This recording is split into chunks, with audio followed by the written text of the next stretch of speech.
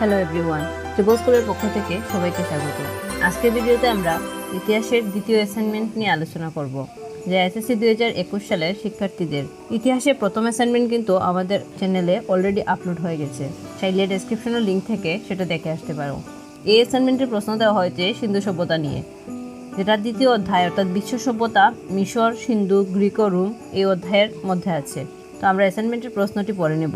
সিন্ধু সভ্যতায় আর্থসামাজিক অবস্থার বিশ্লেষণপূর্বক এই সভ্যতার নগর পরিকল্পনার সাথে তোমার নিজ এলাকার নগর পরিকল্পনার তুলনামূলক চিত্র উপস্থাপন।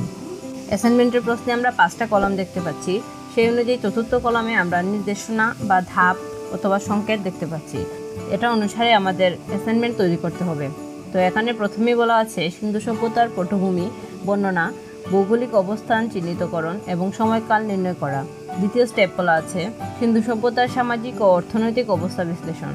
তৃতীয় স্টেপে সিন্ধু সভ্যতার নগর হরপ্পা ও মহেঞ্জোদারো এবং তোমার নিজ এলাকার ওয়ার্ড, পৌর শহর অথবা উপজেলা শহর নগর পরিকল্পনার সাদৃশ্য সৃজনশীলতার সাথে বিশ্লেষণ করা। শেষ স্টেপে বলা আছে সিন্ধু সভ্যতার নগর হরপ্পা ও মহেঞ্জোদারো এবং তোমার নিজ এলাকার ওয়ার্ড, পৌর শহর, উপজেলা শহর নগর পরিকল্পনার বৈসাদৃশ্য বিশ্লেষণ করে চোখের মাধ্যমে তুলে ধরা। তাহলে আমরা দেখতে পাচ্ছি প্রথমে আমাদের সিন্ধু সভ্যতার পটভূমি বর্ণনা করতে হবে, তারপর ভৌগোলিক অবস্থান চিহ্নিত করতে হবে এবং সময়কাল নির্ধারণ করতে হবে। দ্বিতীয় স্টেপ অনুযায়ী আমরা দেখতে পাচ্ছি সিন্ধু সভ্যতার বিভিন্ন সামাজিক রাজনৈতিক কর্মকাণ্ড, অর্থনৈতিক কর্মকাণ্ড এগুলো আমাদের বিশ্লেষণ করতে হবে। তৃতীয় স্টেপে আমাদের নিজ এলাকার নগরায়নের সাথে সিন্ধু সভ্যতার হরপ্পা ও মহেঞ্জোদারো যে দুটি শহর ছিল তাদের গঠন কাঠামো সাথে সাদৃশ্য ব্যাখ্যা করতে হবে এবং শেষ স্টেপে আমাদের সেম জিনিসটার বিপরীতটা করতে হবে, অর্থাৎ আমাদের নিজ এলাকার নগরায়নের সাথে সিন্ধু সভ্যতার নগরায়নের বৈসাদৃশ্য তুলনা করতে হবে, বৈসাদৃশ্য তুলে ধরতে হবে এবং এটা চকাকারে করতে হবে। তাহলে আমরা উত্তরটা দেখে নিই। প্রথমে আমরা পটভূমি লিখব। বর্তমান সিন্ধু প্রদেশে লারকানা জেলার মহেঞ্জোদারো এবং পাঞ্জাবের পশ্চিমের মন্টুকুমারী জেলার হরপ্পা নামক এলাকা জুড়ে গড়ে উঠেছিল উপমহাদেশের প্রাচীনতম সিন্ধু সভ্যতা। সিন্ধু সভ্যতার সংস্কৃতিকে হরপ্পা সংস্কৃতিও বলা হয়। ইতিহাস অনুযায়ী সিন্ধু নদের অববাহিকায় গড়ে ওঠায় এর নাম রাখা হয় সিন্ধু সভ্যতা। মহেঞ্জোদারো কথাটির অর্থ হচ্ছে মরা মানুষের ঢিবি। লারকানা জেলার মহেঞ্জোদারো এলাকায় উঁচু উঁচু মাটির ঢিবি ছিল, যেগুলোকে স্থানীয়রা বলতো মরা মানুষের ঢিবি। এভাবে অনেক বছর লুকোচুকোর আড়ালে থেকে যায় এই সভ্যতার চিহ্ন। পরবর্তীতে বাঙালি প্রত্নতত্ত্ববিদ রাখাল দাস বন্দ্যোপাধ্যায়ের নেতৃত্বে পুরাতত্ত্ব বিভাগ বৌদ্ধস্তূপের নিদর্শন ভেবে খনন কাজ শুরু করলে তারা অপ্রত্যাশিতভাবে আরও অনেক পুরনো যুগের তাম্র ও ব্রোঞ্জ যুগের সন্ধান পায়। একই সময়ে দয়ারাম সাহানিও অনুসন্ধান চালিয়ে হরপ্পা নামক স্থানের প্রাচীন নিদর্শন আবিষ্কার করেন। কিছুদিনের মধ্যেই পুরাতত্ত্ব বিভাগ জন মার্শালের নেতৃত্বে অনুসন্ধান চালিয়ে আরও বহু নিদর্শন আবিষ্কার করেন, যেগুলো পরিচয় বহন করে ইতিহাসের বিখ্যাত ও প্রাচীন এই সভ্যতার। অবস্থান ও সময়কাল। সিন্ধু সভ্যতার নামের সাথে শুধু মহেঞ্জোদারো ও হরপ্পা এলাকার নাম থাকলেও এর অবস্থান ছিল বিশাল এলাকা জুড়ে। মহেঞ্জোদারো ও হরপ্পায় এবং সিন্ধু নদীর অববাহিকায় এর নিদর্শন বেশি আবিষ্কৃত হয়েছে। তবে পাকিস্তানের পাঞ্জাব, সিন্ধু প্রদেশ, ভারতের পাঞ্জাব, রাজস্থান, গুজরাটের বিভিন্ন অংশে এই সভ্যতার অংশবিশেষ রয়েছে।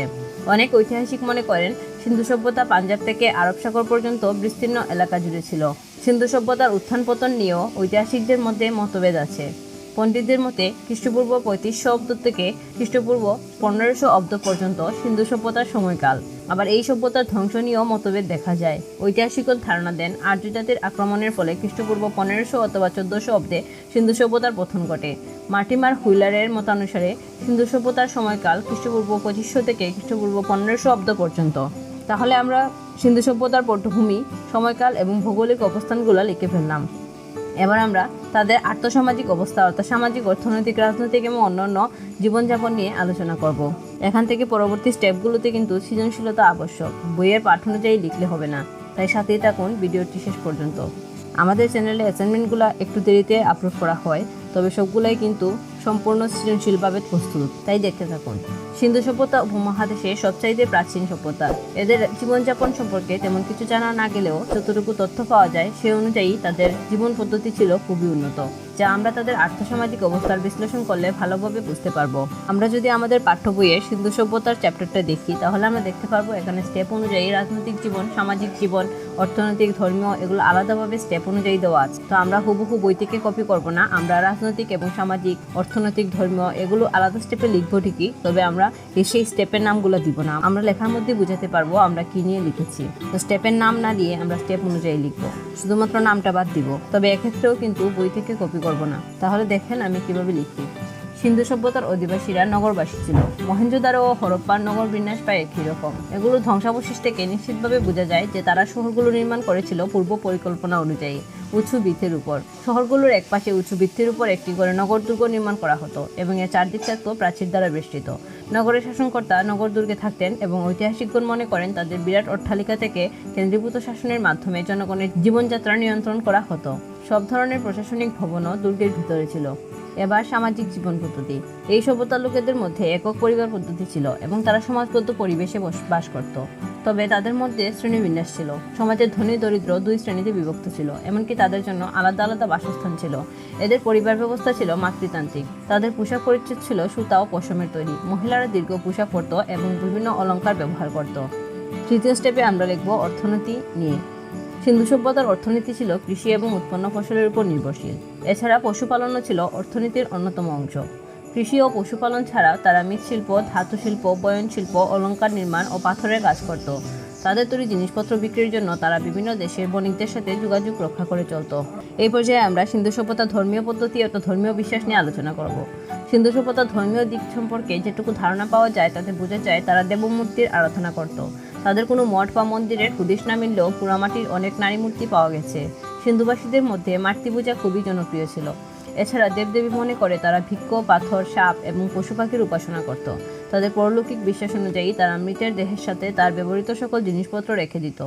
লাস্ট স্টেপে আমরা সিন্ধু সভ্যতার অন্যান্য যেগুলো জীবন পদ্ধতি ছিল বা জীবন ধারণের জন্য তারা যেসব পদ্ধতি অবলম্বন করত সেই বর্ণনা সংক্ষেপে লিখব। সিন্ধু সভ্যতার অধিবাসীরা দ্রব্যের ওজন পরিমাপ পদ্ধতির আবিষ্কারক ছিল। তাদের তৈরি মৃৎশিল্প ছিল চোখে পড়ার মতো। পাত্রের গায়ে বিভিন্ন নকশা করা থাকতো। তামা ও ব্রোঞ্জের মিশ্রণ প্রথম তারাই করতে শিখেছিল। ধাতু ছাড়াও বিভিন্ন মূল্যবান পাথরের তৈরি অলংকার এবং হাতের দাঁত সহ হস্তশিল্পের দক্ষ কারিগর ছিল।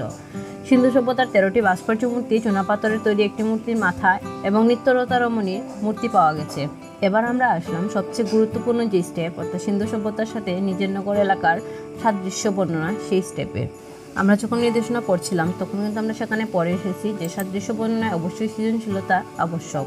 তাই আমরা সৃজনশীলতার সাথে সিন্ধু সভ্যতার নগর এলাকার সাথে আমাদের এলাকার নগরায়নের সাদৃশ্য বর্ণনা করব। সিন্ধু সভ্যতার নগর পরিকল্পনা খুবই উন্নত, তবে বেশ কয়েকটি আবিষ্কৃত শহরের মধ্যে মহেঞ্জোদারো ও হরপ্পা ছিল সবচাইতে বড়। সিন্ধু সভ্যতার এই নগর পরিকল্পনা বর্তমান আধুনিকতাকেও হার মানায়। আমি ওয়ার্ড, পৌর শহর অথবা ইউনিয়ন এলাকায় বাস করি। এখানে আপনি আপনার ওয়ার্ড অথবা পৌর শহর অথবা ইউনিয়ন, আপনি যে এলাকায় বাস করেন, ওয়ার্ড এলাকায় বাস করলে ওয়ার্ড লিখবেন, পৌর শহরে পৌর শহর এবং ইউনিয়ন এলাকায় হলে ইউনিয়ন। আমার এলাকা এখন আগের তুলনায় খুবই উন্নত। ধীরে ধীরে যুগ হচ্ছে আধুনিকতা। এই নগর সভ্যতার সাথে আমার এলাকার নগর পরিকল্পনার সাদৃশ্য। সিন্ধু সভ্যতার নগরায়নের সাথে আমার এলাকার নগর পরিকল্পনার সাদৃশ্য। এখানে আমরা স্টেপ অনুযায়ী তালিকার মতো তৈরি করব। প্রত্যেকটি স্টেপে একটি করে সাদৃশ্য থাকবে। সিন্ধু সভ্যতার ঘরবাড়ি ছিল পোড়ামাটির তৈরি বা রোদে পুরানো ইট দিয়ে তৈরি। আমাদের এলাকায়ও বাড়িঘরগুলো আগুনে, বারুদে পুরানো ইটের, সিমেন্টের গাঁথনি দিয়ে তৈরি। দ্বিতীয় স্টেপে তাদের বাড়িঘরের নকশার মতো আমাদের এলাকার নগরায়নের সাথে সাথে ঘরবাড়ির কাঠামো অনেক উন্নত হচ্ছে। সিন্ধু সভ্যতার নগরীর ভিতর দিয়ে পাকা রাস্তা ছিল। আমার এলাকার মধ্যেও অনেক পাকা রাস্তা রয়েছে যেগুলো উন্নত যাতায়াত সুবিধা দিয়ে থাকে। সিন্ধু সভ্যতার প্রত্যেক বাড়িতে খোলা জায়গা, কূপ ও স্নানাগার ছিল। আমাদের এলাকার প্রত্যেক বাড়ির সামনে খোলা জায়গা রয়েছে। বেশিরভাগ বাড়িতেই নলকূপ আছে এবং অন্যান্যরা প্রশাসন প্রদত্ত পানি সাপ্লাই পদ্ধতিতে পানি সংরক্ষণ করে। এখানে খুবই গুরুত্বপূর্ণ একটি কথা হচ্ছে, আমাদের শহর এলাকায় কিন্তু বাড়ির সামনে খোলা জায়গা দেখাই যায় না। এখানে থাকে শুধু বড় বড় বিল্ডিং। তো আপনি যদি পৌর শহরে থাকেন আর আপনার এলাকায় যদি এই ধরনের বড় বড় বিল্ডিং থাকে, অর্থাৎ আপনার বাড়ির সামনে যদি কোনো খোলা জায়গার মতো না থাকে, তাহলে আপনি এই জায়গাটা স্কিপ করতে পারেন অথবা আপনি লিখতেও পারেন, কারণ তারা তো আর আপনার বাড়ি এসে চেক করতে যাচ্ছে না। তো এটা সম্পূর্ণ আপনার ব্যাপার। তবে এখানে পৌর শহরে স্কিপ করাই ভালো। পরের স্টেপে আমরা যে সাদৃশ্যটা লিখবো তা হলো সিন্ধু সভ্যতার শহরগুলির পরিকল্পনার মধ্যে অন্যতম ছিল পানি নিষ্কাশন ব্যবস্থা। তারা জল নিষ্কাশনের জন্য ছোট ছোট নর্দমার সাথে বড় নর্দমার সংযোগ করেছিল। আমার এলাকায় একইভাবে পানি সরবরাহের সুব্যবস্থা আছে। অনেকগুলো নর্দমার মধ্য দিয়ে শহরের সব ব্যবহৃত পানি মূল নর্দমায় গিয়ে পড়ে। আমাদের এলাকা প্রত্যেকটি পাকা রাস্তা রয়েছে, ট্রাফিক সিগন্যাল এবং পর্যাপ্ত আলোর ব্যবস্থা, যা সিন্ধু সভ্যতায় ছিল। সিন্ধু সভ্যতা নগরীগুলোতে যেমন এক প্রশাসন দুর্গ থেকে শাসন কাজ পরিচালনা করত, আমাদের এলাকাতেও পৌর, মেয়র, ওয়ার্ড কাউন্সিল অথবা ইউনিয়ন মেম্বার নিজেরটা লিখবা, অর্থাৎ তুমি যে এলাকায় থাকো তার নাম লিখবা, এবং তার টিম সরকারি নির্দেশনা মোতাবেক কাজ পরিচালনা করে। তবে জনগণের মতামতকেও আমার এলাকায় প্রাধান্য দেওয়া হয়। সিন্ধু সভ্যতায় কিন্তু কেন্দ্রীভূত শাসন থাকলেও সেখানে গণতন্ত্র ছিল বলে কোনো উল্লেখ পাঠে নেই। আমরা শেষের লাইনে লিখব, যে এখানে জনগণের মতামতকেও প্রাধান্য দেওয়া হয়, অর্থাৎ বর্তমান গণতান্ত্রিক ব্যবস্থায় আমাদের এলাকা নগরায়ণ হলেও সেখানে ইউনিয়ন পরিষদ জনগণের মতামতকেও প্রাধান্য দিয়ে থাকে। তাহলে আমরা এখানে 7টা স্টেপ লিখলাম। 7টাই যে হতে হবে এমন কোনো কথা নেই, এর থেকে কম হলেও চলবে বা বেশি লিখতে পারলে সেটা তো আপনার বিষয়।